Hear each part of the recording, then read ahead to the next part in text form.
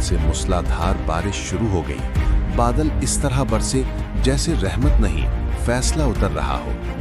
ऊपर से पानी, नीचे से पानी, हर सिर्फ पानी ही पानी था।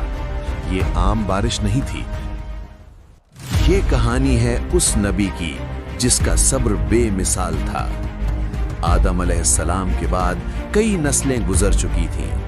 इंसान कभी सिर्फ अल्लाह को एक मानता था, मगर वक्त के साथ शिर्क धीरे धीरे फैलने लगा और गुमराही ने लोगों के दिलों को घेर लिया।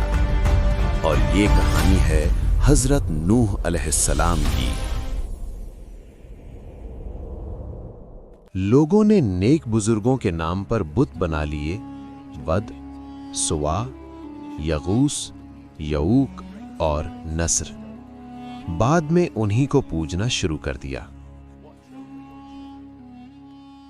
अल्लाह ने इंसानियत को अंधेरों से निकलने के लिए जब जुल्मत हद से बढ़ गई, जब शिर्क और गुमराही आम हो चुकी थी, तो अल्लाह ने अपनी रहमत के तौर पर हजरत नूह अलैहिस्सलाम को नबी बनाकर भेजा।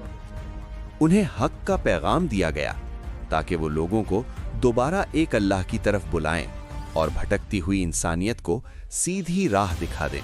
हजरत नूह अलैहिस्सलाम ने अपनी कौम से कहा, अल्लाह के सिवा किसी की इबादत न करो। हजरत नूह अलैहिस्सलाम ने 950 साल तक लोगों को अल्लाह की तरफ बुलाया। दिन हो या रात, खुलेआम मजलिस में या चुपके से घर घर जाकर। कभी थके नहीं, कभी मायूस नहीं हुए। उन्होंने कभी नरमी से समझाया, कभी दर्द भरे अल्फाज में वार्निंग दी, कभी अल्लाह की रहमत का जिक्र किया, कभी अजाब से डराया। मगर हर हाल में हजरत नूह अलैहिस्सलाम ने दावत देना नहीं छोड़ी। ये सब्र था, ये इस्तिकामत थी, ये एक नबी का मिशन था जो सिर्फ अल्लाह के लिए था। सूरह नूह में अल्लाह ताला फरमाता है, मैंने उन्हें रात और दिन पुकारा। यानी हजरत नूह ने अल्लाह का पैगाम पहुंचाना नहीं छोड़ा। लोग कान बंद कर लेते ताकि सच की आवाज उन तक न पहुंच सके। कपड़े अपने चेहरों पर डाल लेते जैसे रोशनी से बचना चाहते हों, और तकब्बुर के साथ मुंह फेर लेते जैसे उन्हें किसी की बात सुनने की जरूरत ही ना हो। उनके दिल सख्त हो चुके थे और घमंड ने उनकी आंखों पर पर्दा डाल दिया था। हजरत नूह के अल्फाज जैसे उनके कानों से टकराकर वापस लौट जाते थे। कौम के सरदारों ने कहा, ये तो बस हम जैसा इंसान है। यह तो हम जैसा इंसान है, आखिर यह क्या कर सकता है?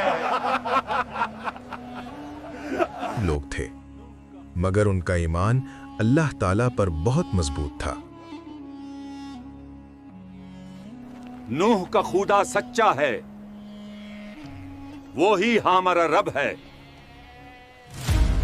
लोग हंसकर कहते, अगर नबी हो तो अजाब ले आओ।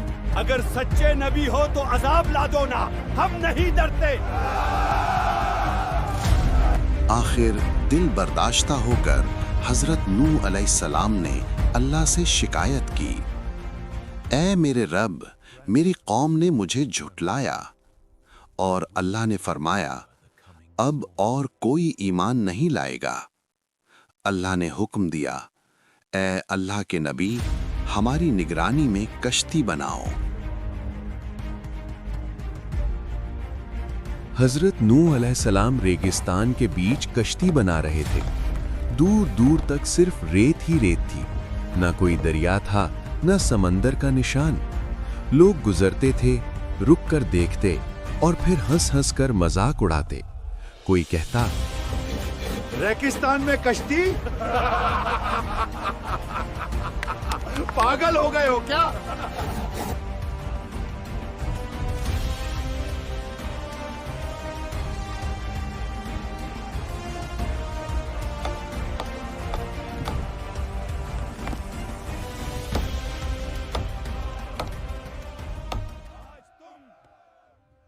हजरत नूह अलैहिस्सलाम ने कहा, आज तुम हंस रहे हो, कल हम हंसेंगे। आज तुम हम पर हंस रहे हो, काल तुम पर हंसेंगे। अल्लाह ने हुक्म दिया, हर जानवर का एक एक जोड़ा कश्ती में चढ़ा लो।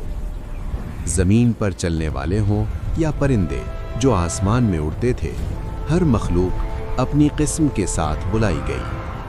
کشتی کے دروازے کھل گئے اور اللہ کے حکم سے جانور جوڑا جوڑا اندر آنے لگے۔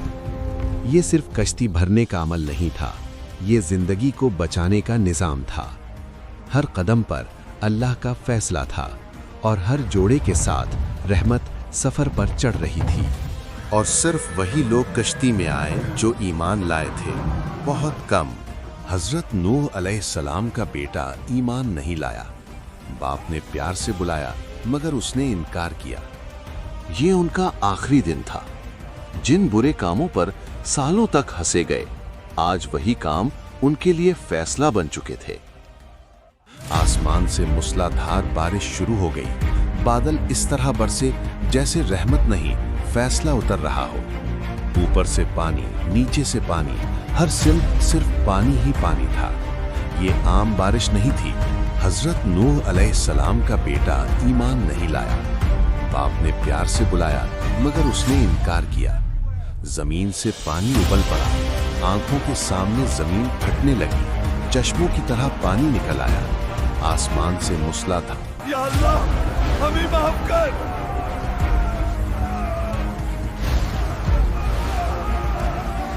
یا اللہ ہمیں معاف کر۔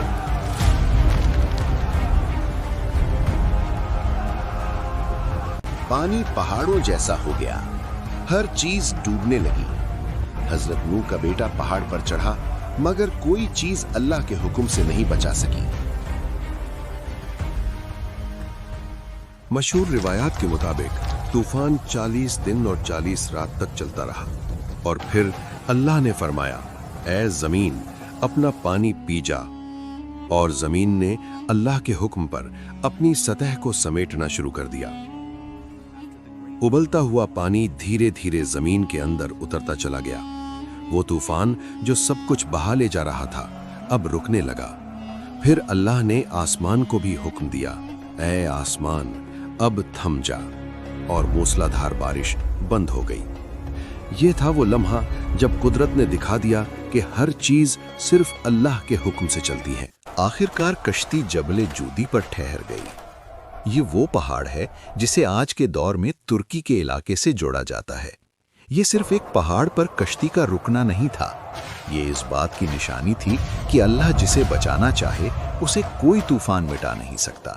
حضرت نوح علیہ السلام نے اللہ کا شکر ادا کیا۔ انہوں نے سجدہ شکر ادا کرتے ہوئے اپنے رب کا نام لیا جس نے انہیں طوفان کے اندھیروں سے نکال کر زمین پر پھر سے امن عطا کیا۔ یہ لمحہ صرف نجات کا نہیں تھا، یہ اللہ کے وعدے کی تکمیل تھی۔ طوفان کے بعد جب خاموشی چھا گئی تو زندگی نے دوبارہ سانس لی۔ انسانیت نے ایک نئی ابتدا کی، نئے صبر، نئے یقین اور نئے امتحان کے ساتھ۔ اور یہ واقعہ ہمیشہ یاد دلاتا رہے گا کہ جب انسان اللہ پر بھروسہ کر لے تو ہر تباہی کے بعد رحمت کا نیا در کھل جاتا ہے۔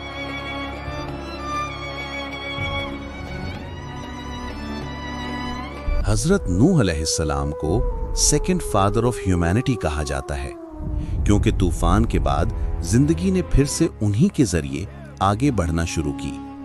یہ واقعہ صرف تاریخ کا حصہ نہیں، یہ انسان کے لیے ایک زندہ پیغام ہے۔ جب ہدایت ملے تو دیر مت کرو، سچ سامنے ہو اور دل گواہی دے رہا ہو تو پھر بہانے نہ تلاشو، کیونکہ اللہ کا عذاب اچانک آتا ہے، نہ وہ وقت دیکھ کر آتا ہے اور نہ ہی انسان کی تیاری کا انتظار کرتا ہے۔ حضرت نوح علیہ السلام کو سیکنڈ فادر آف ہیومینٹی کہا جاتا ہے، کیونکہ طوفان کے بعد زندگی نے پھر سے انہی کے ذریعے 950 سال کا صبر صرف اللہ کے لیے، تعداد نہیں ایمان جیت گیا۔ آج بھی جب لوگ ہدایت کا مذاق اڑاتے ہیں، اللہ پھر بھی موقع دیتا ہے۔ اگر آپ کو یہ ویڈیو اچھی لگی تو لائک اور شیئر کریں تاکہ یہ سبق اوروں تک بھی پہنچے۔